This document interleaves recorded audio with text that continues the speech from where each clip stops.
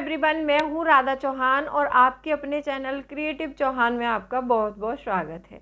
I hope आप सब अच्छे होंगे और सेहतमंद होंगे और आप लगातार मेरी वीडियो के साथ भी बने हुए होंगे। दोस्तों, आज की वीडियो बहुत ज़्यादा इम्पोर्टेंट है। मेरी कई सब्सक्राइबर हैं, काफ़ी दिनों से उनके कमेंट्स आ रहे हैं कि दीदी दीपावली आने वाली है, कुछ ऐसे तरीके बताइए जिनसे हम अपने पैसे बचा सकें। तो वीडियो बहुत इंटरेस्टिंग है, वीडियो के एंड तक ज़रूर बने रहिएगा। और अभी तक आप लोगों ने अपने इस क्रिएटिव चौहान चैनल को सब्सक्राइब नहीं किया है तो आप लोगों से एक रिक्वेस्ट है, प्लीज़ सब्सक्राइब कर लीजिए अपने इस चैनल को और बेल आइकन को भी ज़रूर प्रेस कर दीजिएगा ताकि ऐसी ही इंटरेस्टिंग वीडियो की नोटिफिकेशन आपको मिलते रहें। दोस्तों, वीडियो पसंद आए तो एक लाइक ज़रूर कर दीजिएगा। तो चलिए स्टार्ट करते हैं वीडियो को। एक वीडियो मैंने कल अपलोड कर दी है, उसका लिंक मैं आपको दे दूँगी, उसको जाकर ज़रूर देखिएगा। वीडियो बहुत अच्छी है, पैसे बचाने के काफ़ी अच्छे तरीके बताए हैं मैंने, त्योहार में कैसे बचा सकते हैं। ये पार्ट 2 लेके आई हूँ मैं, क्योंकि देखो बहुत सारे तरीके ऐसे होते हैं कि एक ही वीडियो में नहीं बताए जा सकते हैं, तो वीडियो लंबी हो जाती है, फिर आप लोग देख नहीं पाते हैं। तो वीडियो को पार्ट 1 और पार्ट 2 में मैंने डिवाइड कर दिया है। ये वीडियो मेरी पार्ट 2 है, आप इसको ज़रूर देखकर आप पार्ट 1 को भी ज़रूर देखिएगा। तो चलिए स्टार्ट करते हैं वीडियो को। सबसे पहला पॉइंट आता है कि दीपावली के चक्कर में आके, त्योहारों के चक्कर में आके किसी से कोई भी पैसा आपको उधार नहीं लेना है। मतलब उधारी लेकर त्योहार नहीं मनाना है। बहुत सारे लोग क्या करते हैं कि दीपावली पर बहुत अच्छे अच्छे ऑफर्स निकलते हैं, उन ऑफर्स के चक्कर में वो सामान खरीदने की होड़ में वो पैसा उधार ले लेते हैं, पर्सनल लोन तक ले लेते हैं। तो आपको ऐसा नहीं करना है कि जो पर्सनल लोन होती है ना, इसका ब्याज जो होता है हमें बहुत ज़्यादा चुकाना पड़ता है और पूरे साल 2 साल फिर हम उस लोन को भरते रहते हैं। उस लोन के चक्कर में ना तो हमारी सेविंग हो पाती है, ना कोई इन्वेस्टमेंट हो पाती है, ना ही हमारे खर्चे अच्छे से चल पाते हैं। हो सकता है हम त्योहार की धूमधाम में ले भी लें किसी से, और इस बात को हम याद भी नहीं रखते हैं कि हमने लोन लेके त्यौहार मना लिया है। उस समय हमें खुशी होती है कि हम बड़े अच्छे से त्यौहार मना रहे हैं, सारे सामान को ला रहे हैं और हमारे पास ये भी आ रहा है वो भी आ रहा है, सिर्फ कर्जे के पैसे से। तो आपको ऐसा नहीं करना है। आप त्योहार की खुशियाँ मना सकते हैं कर्ज लेकर, लेकिन जो बाद में जो पछतावा होगा वो बहुत टाइम तक होगा और तब तक क्या होता है, तब तक आपके पैसे उड़ चुके होते हैं और आप बिल्कुल कंगाल हो चुके होते हैं। तो कोई भी काम यदि आप कर रहे हैं तो आपकी जितनी क्षमता है, आपकी जितनी मतलब आप जो भी सामान अफोर्ड कर सकते हैं उसके हिसाब से आप अपना बजट बनाइए। अपनी कमाई के आधार पर अपने खर्चे तय करके आपको अपना त्योहार मनाना है। दूसरा पॉइंट आता है कि त्योहारों के लिए पहले से करें बचत। देखो बहुत सारे लोग ऐसे होते हैं, मैं तो ये हमेशा करती हूँ कि पहले से मुझे पता है कि 6 महीने में दीपावली आने वाली है, तो पहले से थोड़ा थोड़ा पैसा मैं सेव करती रहती हूँ। मुझे पता है कि दीपावली पर मुझे यदि कोई आइटम मतलब जो है परचेस करना है तो वो 10,000 का होगा, तो मैं पहले से थोड़े थोड़े पैसे जमा करती हूँ और बाद में जैसे 7,000 हो गए, 8,000 हो गए, मतलब जितनी भी कॉस्ट उस सामान की मेरे पास अवेलेबल हो जाती है और बाकी का पैसा मैं बाद में उसमें मिलाकर वो सामान परचेस कर लेती हूँ। ये सामान परचेस करने का अच्छा तरीका है। बहुत सारे लोग क्या करते हैं कि कोई भी 20,000 का सामान है, 3,000 रुपये डाउन पेमेंट कर दी और उसकी किस्त बनवा लेते हैं, जो इसकी ईएमआई भरते हैं।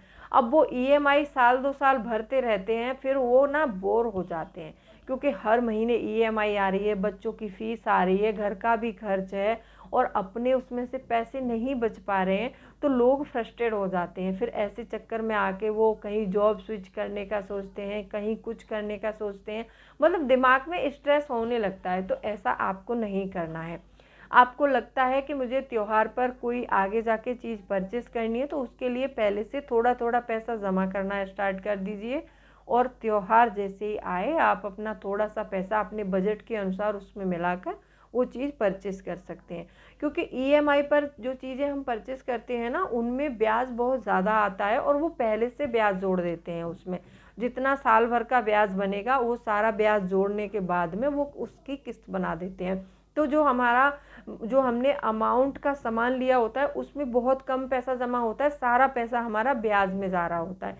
ऐसे ही पर्सनल लोन का भी होता है कि जो लोन का अमाउंट हमने लिया होता है उसका तो कम पैसा कटता है, जो ब्याज जो 1 साल का था उन्होंने पहले ही जोड़ दिया है उसमें, उसकी तरफ हमारा पैसा ज़्यादा जाता है। तो यहाँ पर बहुत ज़्यादा नुकसान हो जाता है। तो कोई भी चीज़ ईएमआई पर परचेस नहीं करनी है, आपको पर्सनल लोन लेकर त्यौहार नहीं मनाना है।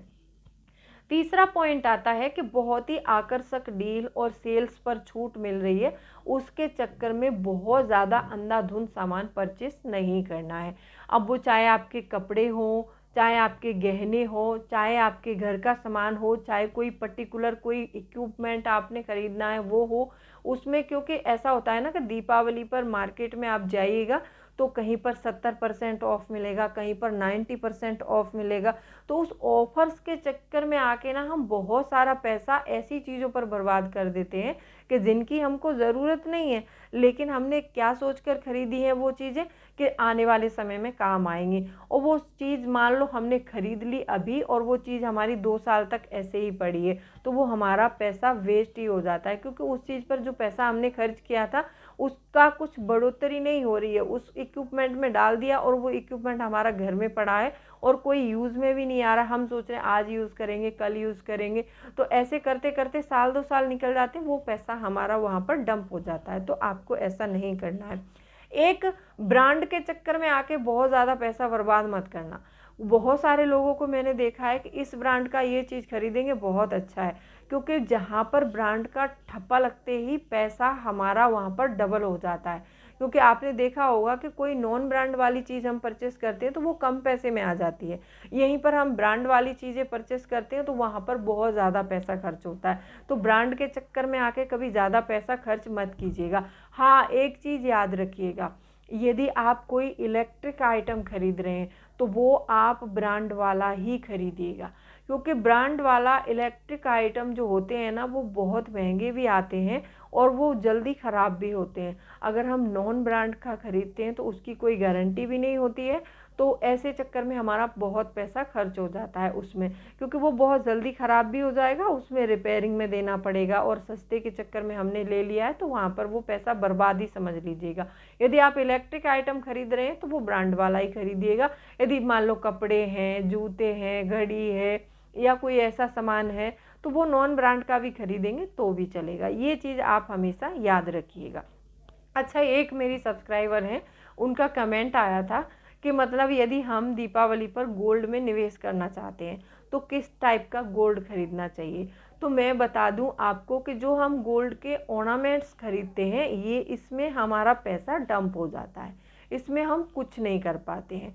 यहाँ पर क्या है कि जो हमने गोल्ड ख़रीदा है उसको पैसे भी देंगे, मेकिंग चार्ज भी देंगे उसके ऊपर, और वो उसको लाके हम अपने बॉक्स में सजा लेंगे बस, या फिर कहीं पार्टी फंक्शन में हम पहन सकते हैं।